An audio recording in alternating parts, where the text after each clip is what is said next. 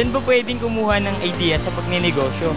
Sa pagpapatuloy po ng Go Negosyo, syempre makakasama pa rin po natin ang CEO ng Hybridyne Consulting Firm na si Ms. Maui Arroyo at syempre ang Editor-in-Chief naman ng Entrepreneur Magazine na si Mr. Wena Aquino at ang mga naggagandahan at nagwagapuhan muli mga taga Marikina City. Ayan.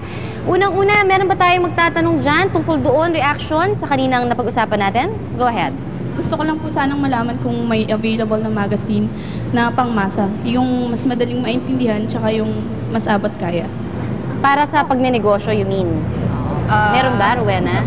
Sa ngayon kasi, kami yung unang-unang magazine na naglabas ng ganitong format, no, na para tumutugon sa mga pangangailangan ng mga small and medium enterprises.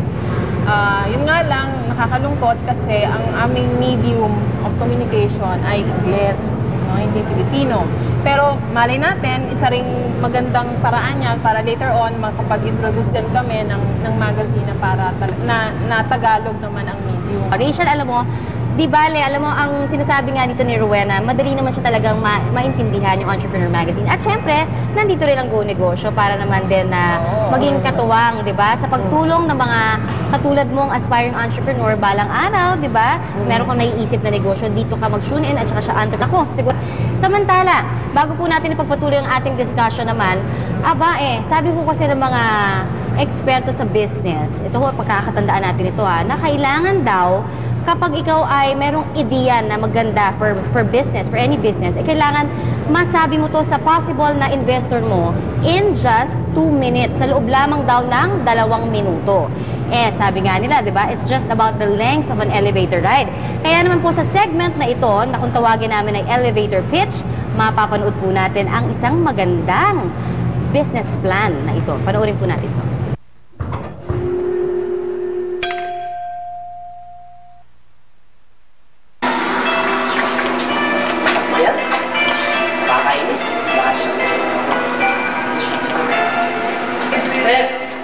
Sir, good morning po. Ako po si Jeff Cruz and I asked your secretary for an appointment pero sabi niya nag-out of town po kayo. Ganun ba? Bakit? Ano ba atin? Sir, may proposal po kasi sana ako. Naisip ko po kasi ang ganda ng business nyo, Star Donuts. Ang lakas po ng benta niyan lalo na pag may pasok ang mga bata. Umaabot sa 1,000 dosena ang nabebenta nyo everyday.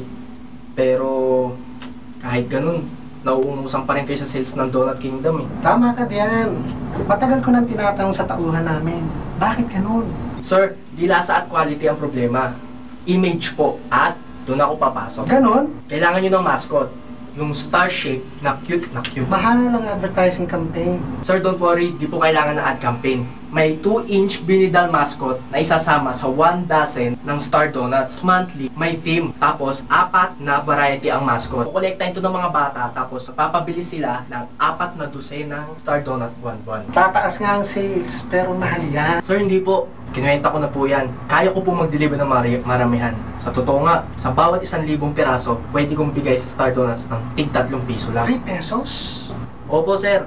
Ang materyales lalabas na 1 peso per unit, 1 peso lang sa labor, at 1 sa inyo. Kasi, di ba kasi Simula. ang buwan, pento rin ng labor po ni 24 days equals. Tapos, hati po na po. Sige, ako mabuti. Sir, ito ang card ko. Bata siya, no? Marami pa siya na. Propose na magkaroon ng Star Donut. What can you say about ito ba? Tingin niyo ganito, ano ba? What, the business? Ang pinitch. It's a very, ang paano yung mapa-elevator pitch niya? Kasi it's lang, kasi minsan makala mo lang Right. minsan pwedeng di magnego. Pangalawa, king ng parent niyo, ng niyo. So, may konti silang gusto pa saan po yung yung mga yung market donuts ng And na ito on sa start. Ano bang di mas doon sa pinitch niyang idea? Actually, bakit nakikita sense that, tapos siya doon, alam niya na yung gagawin niya na yung sasabihin niya, paan niya yun, baga ina, yung Boss, di pag or man pwedeng habak ng basta-basta gagawin. Yun yung nakita, tama na. Unang-una. Pangalawa, yung brand. Ang donut, kahit saan ka lumingon may donut, no? iba-ibang klase. May, alam mo na, hindi ko na babanggitin yung mga brands, okay?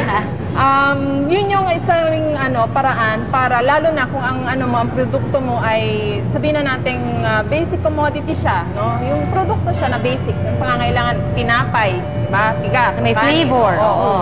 So, kailangan para ma-identify siya or para maiba siya sa iba pang mga produkto, kailangan mo ng branding, no? Okay. At yun yung isa ring mensahe na maganda na pinaalam doon sa manager na para yung business mo mas tumatok palalo, kailangan i-brand mo siya. At ito ang Ayun. paraan para ma-brand mo siya. Maraming paraan ng pagba-branding eh. Pero number one na yun, yung niya na... Alam niyo po mga kaibigan, the reason why ito pong segment na to ay ginawa namin, yung elevator pitch kung tawagin, ay dahil unang-una sa lahat gusto namin ipakita kung paano ba gumawa ng isang maganda at epektibong business plan.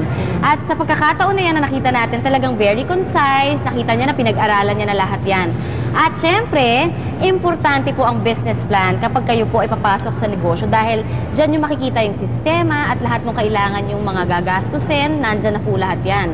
So in other words, ito po ang gagawin ng Go Negosyo. No? Bibigyan namin kayo ng pagkakataon na malaman pa kung paano ba gumawa ng isang effective na business plan. Syempre po, sa pagbabalik pa rin namin. Magnegosyo, Go Negosyo, sipag at masikap, may tiwala sa bayan. Magnegosyo, Go Negosyo.